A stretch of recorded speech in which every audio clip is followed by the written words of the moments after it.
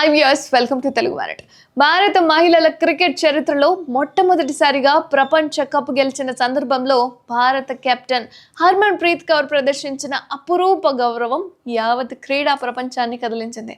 And విజయం తర్వాత జట్టు సంబరాల్లో భాగంగా హర్మన్ ప్రీత్ వరల్డ్ కప్ ట్రోఫీని భారత మహిళల క్రికెటర్ దిగ్గజాలైన మిథాలీ రాజ్ అండ్ జలన్ గోస్వామి, అంజుమ్ చోప్రా చేతుల్లో ఉంచి ఈ విజయాన్ని వాళ్ళకి అంకితం చేసేసింది. అయితే తరాల కళ నెరవేరిన సమయం అన్నమాట ఈరోజు. అయితే నవీ ముంబైలోని టీవై పాటిల్ స్టేడియంలో జరిగిన ఉమెన్స్ వరల్డ్ కప్ 2025 ఫైనల్లో భారత్ అండ్ సౌత్ ఆఫ్రికాపై 52 పరుగుల తేడాతో చారిత్రక విజయాన్ని అందుకుంది. ఇక ఈ విజయం భారత మహిళా క్రికెట్ ఆకాంక్షలకు, దశాబ్దాల కళ్ళకు ప్రతిరూపం. అండ్ ట్రోఫీని గెలిచిన ఆనందంలో మునిగిపోయిన జట్టు విక్టరీ ల్యాబ్ సందర్భంగా తమ క్రీడా జీవితంలో ఎన్నో ఏళ్ళు ప్రపంచ కప్ కోసం పోరాడి విజయం సాధించకుండానే రిటైర్ అయిన దిగ్గజాలను గౌరవించాలని నిర్ణయించింది. ఇక మహిళల క్రికెట్లో అత్యధిక పరుగులు చేసిన క్రీడాకారిణి మిథాలీ రాజ్.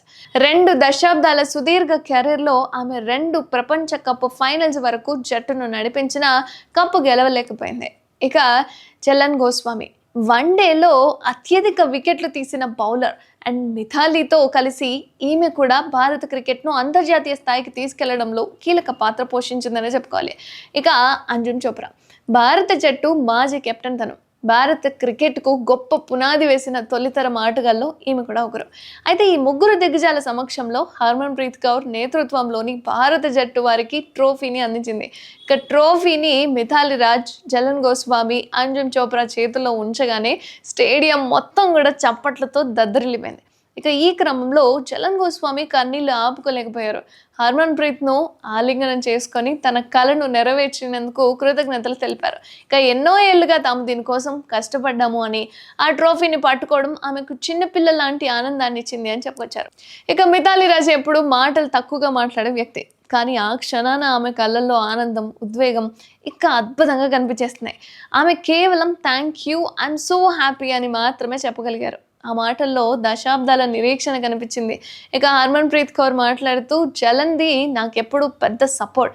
నేను జట్టులోకి కొత్తగా వచ్చినప్పుడు ఆమె కెప్టెన్గా ఉన్నారు. అలాగే నా తొలి రోజుల్లో అంజుమ్ చోప్రా సపోర్ట్ కూడా మరోలేనిది. ఈ విజయం, ఈ ట్రోఫీని వారితో పంచుకోవడం చాలా భావోద్వేగభరితమైన క్షణమని, మేమందరం దీనికోసమే వేచున్నామని అన్నారు.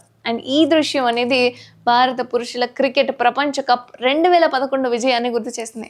అప్పుడు విరాట్ కోహ్లీ, జట్టు సభ్యులు కలిసి సచిన్ టెండూల్కర్ను తమ భుజాలపై మోస్తూ ఆయన కోరికను నెరవేర్చినందుకు ఈ విజయాన్ని అంకితం చేశారు. అదేవిధంగా హర్మన్ ప్రీత్ చేసిన ఈ ప్రకటన భారత మహిళా క్రికెట్లో ఒక తరం మరొక తరానికి ఇచ్చిన ఘనమైన నివాళిగా నిలిచిపోతుందని చెప్పుకోవాలి. మీకు ఎలా అనిపిస్తుంది ఈ సెలబ్రేషన్ చూస్తుంటే? కామెంట్ చేయండి.